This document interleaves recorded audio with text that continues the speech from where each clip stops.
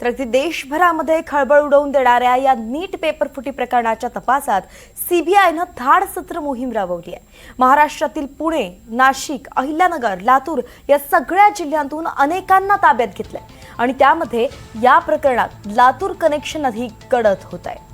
सीबीआयनं शहरातील हालचाली पुन्हा वाढवल्यात। आरसीसी या खासगी कोचिंग क्लासेसचे संचालक शिवराज मोटेगावकर यांना सीबीआयनं ताब्यात घेतलंय आणि त्यानंतर आता त्यांना अटकही केली आहे। शुक्रवारी त्यांची तब्बल 11 तास चौकशी झाली होती। त्यानंतर काल त्यांच्या ट्युशनमध्ये सीबीआयचं पथक दाखल झालं आणि या कारवाई दरम्यान अनेक कागदपत्र, संगणक आणि मोबाईल फोन ताब्यात घेण्यात आले होते। आज सकाळी पुण्यातील सीबीआय कार्यालयात त्यांना ताब्यात घेतल्यानंतर अटक करण्यात आली आहे।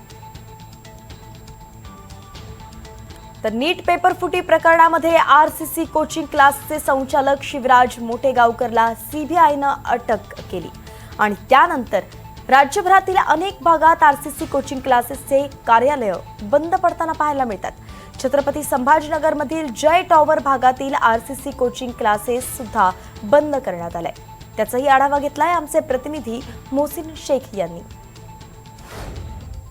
नीट घोटाळ्या प्रकरणी आरसीसी क्लासेसचे प्रमुख शिवराज मोटेगावकर यांना अटक झाल्यानंतर आता संभाजीनगरमधलं त्यांचा क्लास देखील बंद पडल्याचं पाहायला मिळतंय।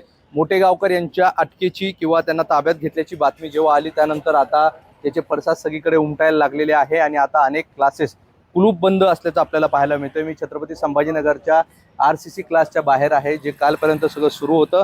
आत्ता मात्र या ठिकाणी हे क्लास बंद करण्यात आलेला आहे, त्याला कुलूप देखील लावण्यात आल्याचं आपल्याला पाहायला मिळतं। त्यामुळे एकंदरीत नीट सगळ्या घोटाळ्या प्रकरणाची जोरदार चर्चा सुरू आहे आणि या चर्चेनंतर आता मोटेगावकर यांच्यावर देखील पोलिसांनी त्यांच्या लातूरच्या घरी छापा मारला होता, तिथून ताब्यात घेतलं होतं। त्यानंतर चौकशी करण्यात आली आणि अखेर त्यांना अटक देखील करण्यात आली। सीबीआयने तसा एफआयआर देखील नोंदवलेला आहे आणि या सगळ्या प्रकरणात मोटेगावकर यांचा संबंध असल्याचा संशय सीबीआयला आहे, त्या दृष्टीने तपास सुरू आहे। मात्र आता जे राज्यभरात वेगवेगळ्या ठिकाणी त्यांचे क्लासेस आहेत ते बंद होताना पाहायला मिळत आहेत, ते त्याला कुलूप लावल्याचं पाहायला मिळत आहे आणि संभाजीनगरचा क्लास देखील या ठिकाणी बंद पडलेला आहे।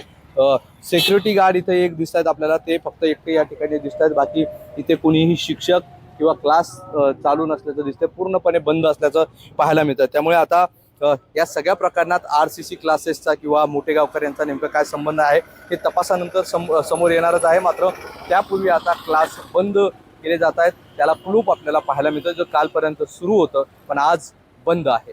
राहुल चव्हाणचा मोहसिन शेख, एनडीटीव्ही, छत्रपती संभाजीनगर।